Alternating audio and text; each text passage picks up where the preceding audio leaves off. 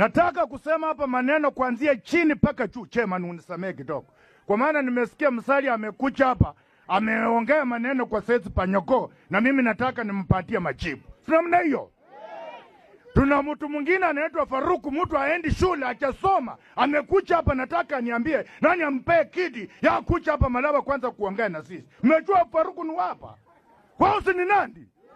Kama huko hapa mtu wa Faruku umesa mahindi, kama huko hapa mtu wa Musalia umesa mate, nataka kuweka hapa sijui ni nini. Ngoja kidogo. Haya, habari yenu ndugu zangu.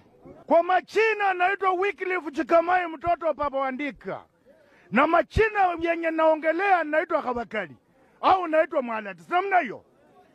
La kwanza nataka mniulizia mtu mwingine alikuja hapa kuuliza kura. Hata hivi vitu mikuacha mimi tasema. Mtu mwingine alikuja hapa chini akauliza kura, anaitwa Manyaza. Tuna watu wenye wamekufa hapa. Tunasuku Manyaza amekuja matanga.